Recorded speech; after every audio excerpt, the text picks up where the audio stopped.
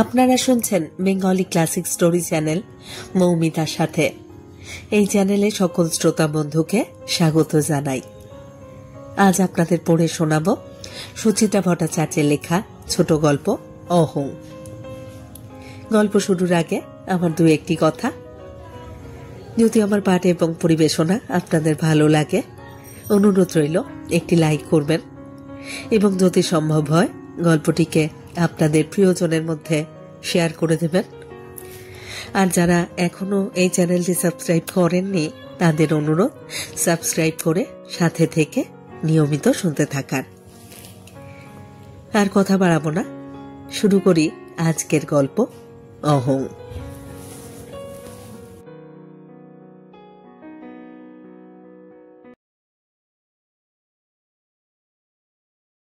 আজ একটু আয়েশ করার ইচ্ছা ছিল নয়নিকার। অনেকদিন পর বিকেল সন্ধ্যাটা ফাঁকা পেয়েছে। সেই পুজোর সময় থেকেই তো একটার পর একটা অনুষ্ঠান। শীত না ফুরোনো পর্যন্ত নয়নিকার রেহাই নেই। এই কলা মন্দিরে একক গানের আসর, তো কাল ছোট শিলিগুড়ি, পরশু হয়তো আসানসোল। এছাড়া গানের রেকর্ডিং আছে, টিভি চ্যানেলগুলোর ডাক আছে, রিয়েলিটি শোর বিচারক সাজলে তো কথাই নেই। শুটিং করতে করতে যান যেবার। এর মধ্যেই মিউজিক হ্যান্ডেল নিয়ে রিহার্সাল, নিজের রেওয়াজ, বেছে বেছে কয়েকটা ছাত্রছাত্রীদের গান শেখানো। এত শত কাজে হাবুডুবু খেতে খেতে হঠাৎ খানিকটা সময় আলাদা করে পাওয়া যে কি দুর্লভ। কত কিছু করবার প্ল্যান ছিল আজ। বিছানায় গড়াগড়ি খেতে খেতে গল্পের বই পড়বে, ঘরের আলো নিভিয়ে শুনবে মরে গুলাম আলী, কিংবা চেনা জানাদের সঙ্গে ফোনে এনতার পিএনপিসি। ফুরফুরে মেজাজে সৌমালোর জন্যে একটা স্পেশাল ডিশ রাঁধাই বা মন্দ কি?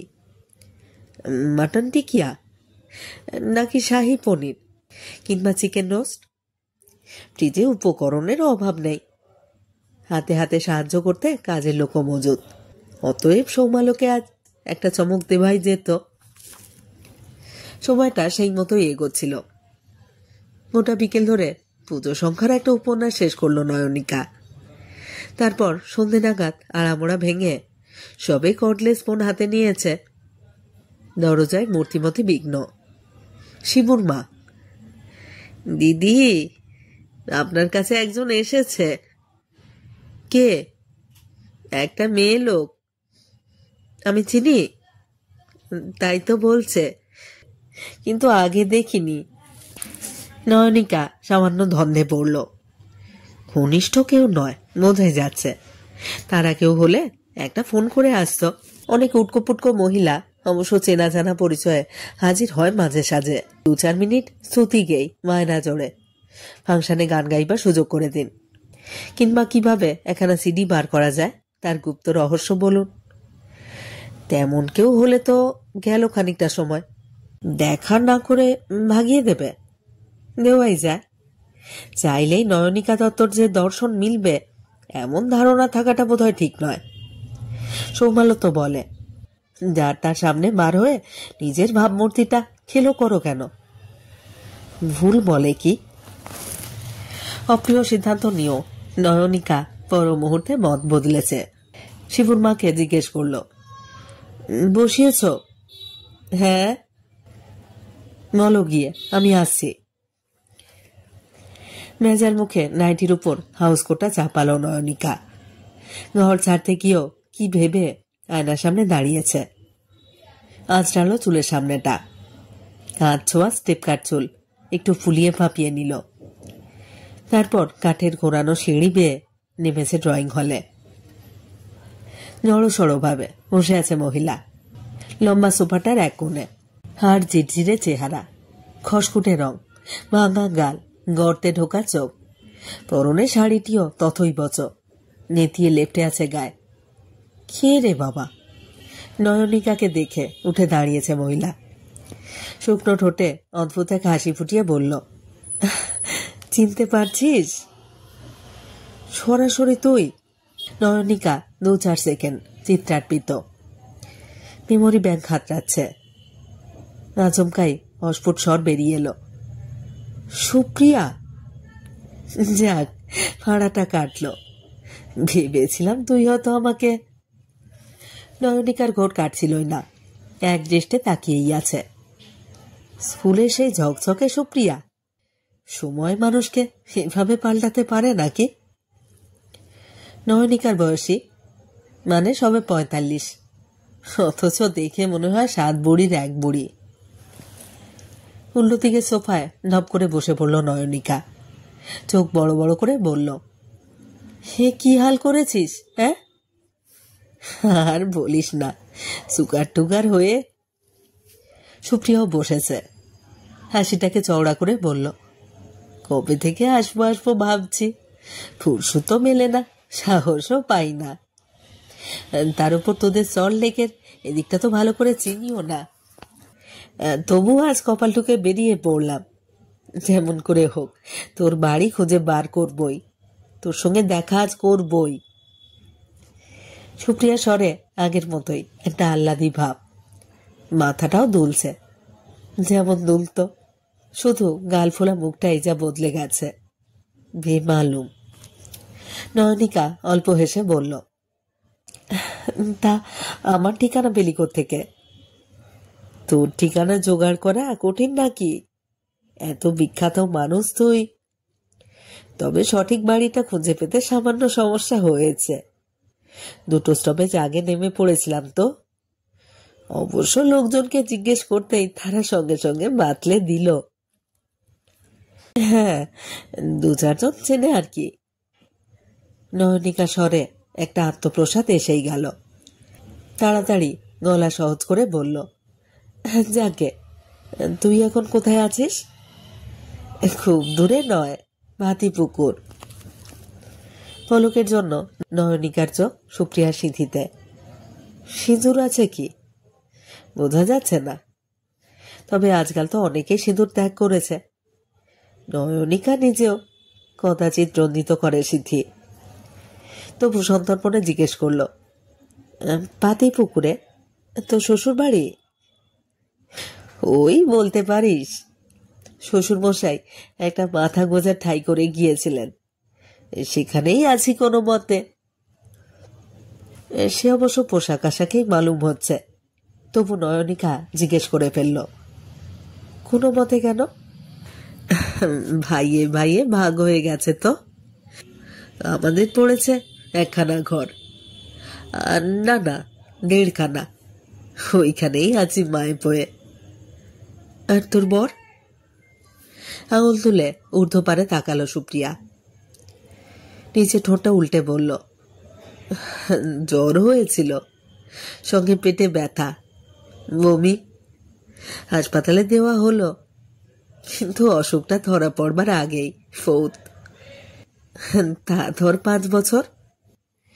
সুপ্রিয়ার মুখে ফ্যাকাশে হাসি। তোর বর তো খুব বড় ডাক্তার না রে? এন্ডোক্রিনোলজিস্ট। অর্থটা বোধহয় সুপ্রিয়া বুঝল না, আফসোসে সুরে বলল, ইস, তখন যদি বুদ্ধি করে তোর সঙ্গে যোগাযোগ করতাম, হয়তো তোর বড় একটা কিছু করতে পারতেন। নয়নিকার বুকটা কে জানে কেন শিরশির করছিল। সুপ্রিয়াকে কতকাল পর দেখছে সে, অন্তত 28 বছর। স্কুল ছাড়বার পর যে যার মতো ছিটকে গিয়েছিল দূরে দূরে। লেখাপড়াতেও খুব একটা আহামরি ছিল না সুপ্রিয়া। কোন কলেজে ভর্তি হয়েছিল তাও নয়নিকা জানে না। কোশমিনকালেও সুপ্রিয়ার কথা মনেও পড়েনি। তবু এই মুহূর্তে সুপ্রিয়ার জন্য বড় মায়া জাগছে তার। আহারে, বেচারার বরটা মরে গেল। সহৃদয় সুরে নয়নিকা জিজ্ঞেস করল, কি করতেন তোর হাজব্যান্ড? ছোটখাটো চাকরি, প্রাইভেট কোম্পানিতে। সুপ্রিয়া ফোঁস করে একটা শ্বাস ফেলল। 2nd ইয়ারে পড়বার সময় তো বাবা মারা গেল, মা টানতে পারল না। হাতে যেমন তেমন একটা সম্বন্ধ আসছে, আমাকে ঝুলিয়ে দিল। আমিও আপত্তি করিনি, ভেবেছিলাম চাকরি বাকরি যেমনই হোক, মাথার উপর একটা ছাদ তো আছে। তো ওই ছাদটুকুই শুধু রইল। কেন, তোর ছেলে? বলি যে মায় পয়ে থাকিস। তিনি তো গুণে অষ্টরম্বা। বাবাও হাঁটা দিল, তারও ডানা গজালো। ও মারা যাওয়ার পর কোম্পানি তো প্রায় কিছুই দেয়নি। তার থেকেই বাঁচিয়ে বাঁচিয়ে সকাল বিকেল টিউশনি করে ছেলের পড়াটা চালাচ্ছিলাম। বাবুর কি যে মতিভ্রম ঘটল, বেছে বেছে কুসংসর্গেই পড়ল। কলেজের গণ্ডিটা পর্যন্ত টপকালো না। কত বড় সে এখন? যথেষ্ট ধাড়ি, 22 পুরে 23। এখন মাথায় ভূত চেপেছে, লটারির দোকান দেবে। তার জন্যেও তো পুঁজির দরকার। কোথায় পাই বলতো? দুঃখের এমন ধারাবাহিক বিবরণী শোনবার অভ্যেস নেই নয়নিকার। এবার বেশ অস্বস্তি বোধ করছে সে। ঢকঢক করে মাথা নেড়ে বলল, সমস্যা। সুপ্রিয়া চুপ একটুক্ষণ, তারপর হঠাৎই বলল, এক গ্লাস জল খাওয়াবি? নিশ্চয়ই। নয়নিকাও যেন হাঁপ ছেড়ে বেঁচেছে। ইস, আমি যে কি না, তোকে এখনো চাটাও অফার করা হয়নি। না না, ঠিক আছে। সুপ্রিয়াও হাসছে। আমি তোকে সে সুযোগ আর দিলাম কই? এসে ইস্তক্ত নিজের ঝাঁপি খুলে বসেছি। কি খাবি, চা না কফি? যা হয়, আমার কোনো বাছাবাছি নেই। শুধু চিনিটা চলবে না। একটু বস, এক্ষুনি আসছি। নয়নিকার ডাইনিং হল একতলাতেই, তবে বসবার ঘরে লাগোয়া নয়। সুবিধে হয় বলে রান্নাঘরের পাশেই খাওয়ার জায়গা বানিয়েছে সৌমাল্য। অন্ধরে এসে নয়নিকা ভাবল দুদণ্ড, চায়ের সঙ্গে কি দেওয়া যায়। ফিশ ফ্রাই বোধহয় গড়াই আছে। শিবুর মাকে ভেজে দিতে বলবে? হ্যাঁ, মিষ্টি তো বারণ, নুনটাই ভালো। শিবুর মাকে নির্দেশ দিয়ে আবার দুদণ্ড ভাবল নয়নিকা। খুঁজে খুঁজে বাড়ি বার করে সুপ্রিয়া হঠাৎ এলো কেন? কিছু সাহায্য চায় কি? নইলে এসেই নিজের নিষ্ফলা জীবনের উপাখ্যান কেন শোনাবে? হ্যাঁ তাই, এবার নিশ্চয়ই টাকা পয়সা চাইবে। স্কুলে সুপ্রিয়া তেমন ঘনিষ্ঠ বন্ধু ছিল না, কোনো দিনই ছিল না। তবু বাড়ি বয়ে এসেছে যখন, নয়নিকা কি কিছু দিয়ে দেবে? দেওয়াই যায়, নয়নিকা দিতেই পারে, তবে একবারই, বারবার নয়। এখানে হাত পাতলেই ঝরঝর করে টাকা ঝরবে এমন অলীক ধারণা যেন সুপ্রিয়ার না জন্মায়। মনে মনে নিজেকে প্রস্তুত করে ড্রয়িং হলে ফিরল নয়নিকা, ফ্রেদে জলের গ্লাস নিয়ে। ঢকঢক করে জলটুকু শেষ করলো সুপ্রিয়া। ঘাড় ঘুরিয়ে চারিদিকটা দেখতে দেখতে বলল, তুই ঘরটাকে কি সুন্দর করে সাজিয়েছিস রে। শুধু ড্রয়িং হল নয়, নয়নিকার গৃহের সর্বাঙ্গই সুসজ্জিত। সোফায় হেলান দিয়ে বসে নয়নিকা বলল, আমার কোনো ক্রেডিট নেই, সব ইন্টেরিয়ার ডেকোরেটরের কেরামতি। প্রচুর খরচা করেছিস না রে? হ্যাঁ, তা একটু হয়েছে। অবশ্য তোদের আর কি টাকার অভাব? তোর বর কত নাম করা ডাক্তার, আর তোর তো খ্যাতির সীমা পরিসীমা নেই। সুপ্রিয়ার চোখ পিটপিট। দুজনে মিলে প্রচুর রোজগার করিস না রে? এইভাবে কেউ বলে নাকি? নয়নিকা বিরক্ত হতে গিয়েও সামলে নিল। যতটা আসে ততটা থাকে না, ইনকাম ট্যাক্সই তো অর্ধেক গিলে নেয়। সুপ্রিয়া যেন শুনতেই পেল না, আপন মনে বলে চলেছে, জানিস, তোকে নিয়ে আমার ভীষণ গর্ব হয়। আমি তো ডেকে ডেকে সবাইকে বলি, স্বনামধন্য গায়িকা নয়নিকা দত্ত আমার বন্ধু, ক্লাস 1 থেকে একসঙ্গে পড়েছি। স্কুলের ফাংশনে ওর গান শুনে আমরা মোহিত হতাম। তখনই বুঝেছিলাম ও একদিন ফেমাস হবেই। এই ধরনের স্তুতিবাক্য নয়নিকার কান ছোঁয়া এখন। রেকর্ডটা বাজিয়ে সুপ্রিয়া টাকা ছাওয়ার উপক্রমণিকা করছে নাকি? ফিশ ফ্রাই আর চা এসে গেছে। নয়নিকা আলগাভাবে বলল, নে নে, খেয়ে নে। ও মা, এত কিছু কি দিয়েছিস? কোথায় এত, দুটো তো মাত্র ফিশ ফ্রাই। প্রথম দিন আমার বাড়িতে এলি।